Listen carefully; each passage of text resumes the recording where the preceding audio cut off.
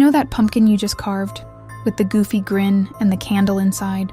Yeah, its origin story is way darker than you think. Forget cute autumn decor. We're talking about a deal with the devil, and a soul damned to wander the earth for eternity. This is the story of Stingy Jack. According to old Irish folklore, Jack was, well, he was a real piece of work. A drunk, a manipulator, and a trickster of the highest order. One fateful night, he was out having a drink when the devil himself showed up to claim his sinful soul. But Jack, being Jack, wasn't going down that easy. He convinced the devil to turn himself into a coin to pay for one last round, promising he'd then go quietly. As soon as the devil did, Jack snatched the coin and shoved it in his pocket, right next to a silver cross.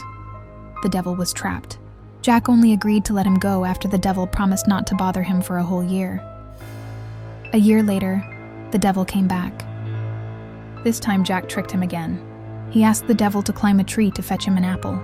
Once the devil was up in the branches, Jack quickly carved a cross into the trunk, trapping him once more. This time, Jack made the devil promise to never, ever take his soul. The devil, furious but trapped, had to agree. Well, eventually, Jack's wicked lifestyle caught up with him, and he died. He went up to the pearly gates of heaven, but given his sinful, drunken, manipulative life, St. Peter was like, nah, no way. You're not getting in here. So Jack went down to the gates of hell. He knocked and the devil answered, but the devil just shook his head. Sorry, Jack, he said, a deal's a deal. I promised I'd never take your soul, and I'm a man of my word. So now Jack was completely screwed. Denied by heaven, rejected by hell. He was doomed to wander in the eternal darkness between the realms, with no place to rest. He begged the devil for at least a light to see his way. The devil, taking a small bit of pity, or maybe just for a laugh, tossed him a single burning coal from the fires of hell, a coal that would never go out.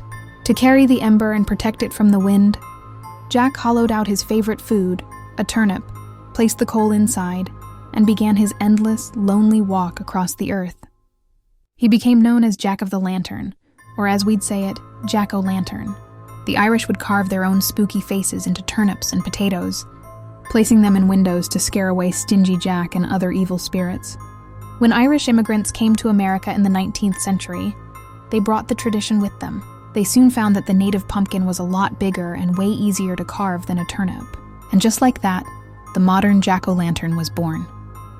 So next time you see one glowing on a porch, remember old Stingy Jack, the man who tricked the devil and is now paying the price for eternity. If you like this content, don't forget to like, share, and subscribe. Smart history for dumb times.